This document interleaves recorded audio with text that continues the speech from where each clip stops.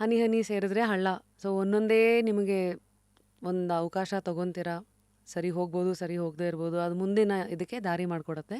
So industry ಅನ್ನೋದು ಅವತ್ತಿನ ಕಾಲಕ್ಕೆ ಈಗ ಒಂದು ಪರಿಚಯ ಆದರೆ ಅಲ್ಲಿಂದ ಸಾಕಷ್ಟು ಬದುಕನ್ನು ಕಟ್ಕೊಳ್ಳೋಷ್ಟು ಓಪನಿಂಗ್ಸ್ ಅಂತ ನೀವತ್ತೆಲ್ಲ ಕರಿತೀವಿ, ಅಷ್ಟು ಮುಕ್ತವಾಗಿ ಒಂದು ವಾತಾವರಣ ಅವತ್ತಿತ್ತ.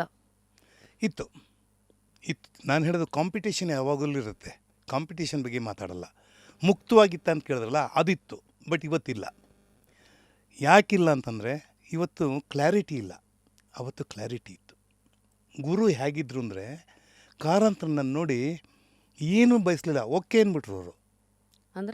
ಅಂದರೆ ನೀನು ಬಾ, ನಿನ್ನ ಟೆಸ್ಟ್ ಮಾಡ್ತೀನಿ, ನೀನು ಅದು ಹಂಗೆ ಮಾಡಬೇಕು, ನೀನು ಹಿಂಗೆ ಮಾಡಬೇಕು, ಇದು ಕೊಡಬೇಕು, ಅದು ಬೇಕು, ಟ್ರೈನಿಂಗ್ ಮಾಡಿದ್ಯಾ, ಯಾವುದೋ ಸ್ಕೂಲ್ಗೆ ಹೋಗಿದ್ಯಾ, ಸರ್ಟಿಫಿಕೇಟ್ ತೋರಿಸು, ಏನೂ ಕೇಳಲಿಲ್ಲ. ಈ ಓನ್ಲಿ ಸ್ವಾಮಿ ನೋಡಿದ ತಕ್ಷಣ ಅಂದರು. ಬಹುಶಃ ಅವ್ರಿಗೆ ಅನಿಸಿರಬೇಕು, ನಾನು ಸ್ವಲ್ಪ ಕಟ್ಟುಮಸ್ತಾಗಿದ್ದೆ, ಹೇಳಿದ್ನಲ್ಲ, ಇಂಡಿಯನ್ ನೇವಿಗೆಲ್ಲ ಹೋಗೋದು, ಜಿಮ್ ಗಿಮ್ಮೆಲ್ಲ ಮಾಡ್ತಾಯಿದ್ದೆ. ಆ ಕಪಿಲನ ಪಾತ್ರಕ್ಕೆ ಇವನೇ ಕರೆಕ್ಟ್ ಅಂತ ಗೊತ್ತಾಗ್ಬಿಟ್ಟಿದೆ ಅವ್ರಿಗೆ. ಹಾಕ್ಕೊಂಡ್ರು. ಅದಾದ ಮೇಲೆ ನನಗೆ ಟ್ರೈನಿಂಗ್ ಕೊಡುವಾಗ, ನಾಟಕದಲ್ಲಿ ಟ್ರೈನಿಂಗ್ ಕೊಡುವಾಗ ಬೈತಾಯಿದ್ರು. ಏನಂತ, ನೀನು ಆ್ಯಕ್ಟಿಂಗು NC ಶಿಶು ಹಾಕ್ಕೊಂಡು ಒದಿಯೋ ಥರ ಇದೆ ಅಂತ. ಅದನ್ನು ಬೈದಿದ್ದಾರೆ. ಹೋಗ್ತಾ ಹೋಗ್ತಾ ತಿದ್ದಿದ್ದು. ಅವ್ರಿಗೆ ಬೇಕಾಗಿದ್ದು ಇಂಟೆಲಿಜೆಂಟ್ ಆ್ಯಕ್ಟ್ರ್ ಅಲ್ಲ, ನಾನು ಹೇಳ್ಕೊಟ್ಟಿದ್ದನ್ನ ಸರಿಯಾಗಿ ಮಾಡೋ ಅಂತ ಅನ್ಬೇಕು ಅಷ್ಟೇ ಹೊರತು ನನ್ನನ್ನೇ ಮೀರೋ ಅಂತ ಅನ್ಬೇಕಾಗಿಲ್ಲ. ಅದು ಹಾಗೆ ಅವರ ಶಿಷ್ಯನಾಗಿ ತೊಡಗಿಸ್ಕೊಂಡು ಹಾಡು ಹೇಳ್ಕೊಟ್ರು, ಆಮೇಲೆ ಡ್ಯಾನ್ಸ್ ಮಾಡೋದು ಹೇಳ್ಕೊಟ್ರು, ಅಭಿನಯ ಹೇಳ್ಕೊಟ್ರು, ಬದುಕನ್ನು ಹೇಳ್ಕೊಟ್ರು.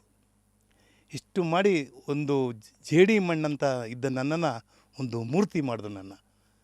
That is great. ಬಂಡೆ ಹಾಕಿದ್ದನ್ನು ಕಲ್ಲನ್ನು ಕೆತ್ತಿ ಮೂರ್ತಿ ಮಾಡೋದು.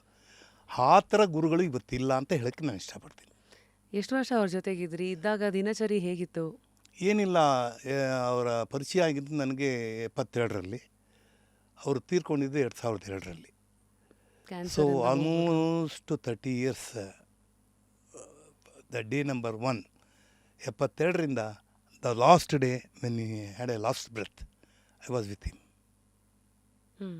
ಅವ್ರ ಜೊತೆ ಇದ್ದೆ. ದತ್ತುಪುತ್ರನೇ ಅಂತಲೇ ಕರೆಯೋರು ನನಗೆ. ಇನ್ಫ್ಯಾಕ್ಟ್ ನನಗೆ ಕಾರಂತರನ ಬೆಸ್ಟ್ ಶಿಷ್ಯ ಅಂತ ಹೇಳಿ ಭಾರತೀಯ ಯಾತ್ರಾ ಕೇಂದ್ರದವರು ನನಗೆ ಒಂದು ಬಿರುದನ್ನೇ ಕೊಟ್ಟಿದ್ದಾರೆ. Still is with me. He has got so many ಶಿಷ್ಯಾಸ್. ಸುಮಾರು ನನ್ನ ಪ್ರಕಾರ ಒಂದು ಹೆಚ್ಚು ಕಡಿಮೆ ಒಂದು 400-500 ಜನಕ್ಕೆ ಮೇಲೆ ಇರಬೇಕು.